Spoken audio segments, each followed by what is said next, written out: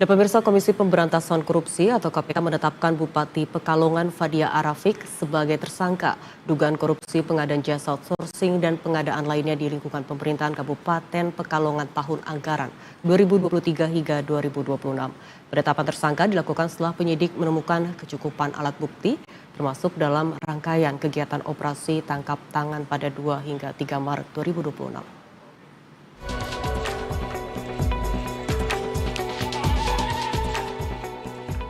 Dalam konstruksi perkara yang dipaparkan Deputi Bidang Penindakan dan Eksekusi KPK Asep Guntur Rahayu menyebut 1 tahun setelah Farida menjabat sebagai Bupati periode 2001-2025 dan kembali terpilih untuk periode 2005-2030, suaminya yang juga anggota DPR RI, Mokhtarudin Ashraf Abu Aj, bersama anaknya Muhammad Sabik Ashraf mendirikan PT Raja Nusantara Berjaya. Perusahaan itu bergerak di bidang penyedia jasa dan aktif menjadi vendor dalam pengadaan barang dan jasa di lingkungan Pemkat Kalongan.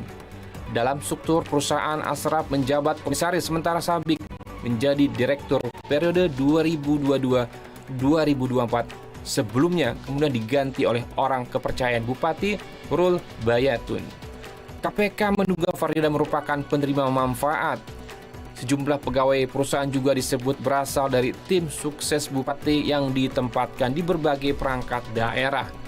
Sepanjang tahun 2023-2026, PT RNB tercatat memperoleh proyek pengadaan jasa outsourcing di 17 perangkat daerah, 3 RSUD dan 1 kecamatan pada 2025 saja. Perusahaan itu mendominasi proyek serupa di Pemkab Kalongan. Bahkan, perangkat desa disebut meminta menyerahkan harga parkiran sendiri lebih awal agar perusahaan keluarga tersebut dapat menyesuaikan penawaran mendekati nilai HPS. Asep menyebut praktik tersebut melanggar prosedur pengadaan barang dan jasa serta berpotensi menimbulkan kerugian keuangan negara.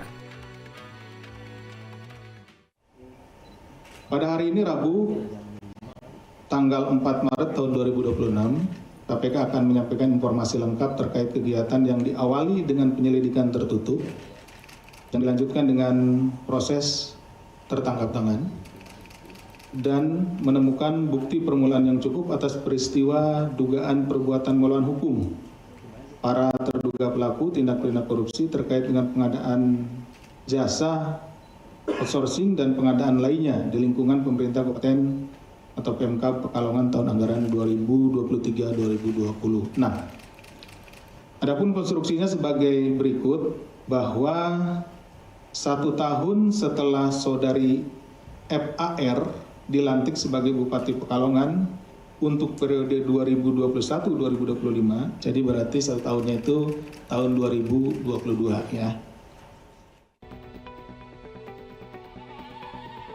Atas perbuatan Farida disangkakan melanggar pasal 12 huruf I dan pasal 12B Undang-Undang Pemberantasan Tindak Pidana Korupsi junto pasal 127 ayat 1 KUHP.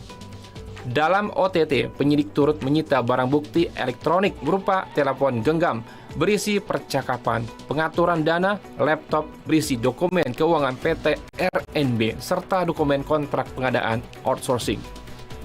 Laporan Andi Prastiono, Jakarta, Garuda TV.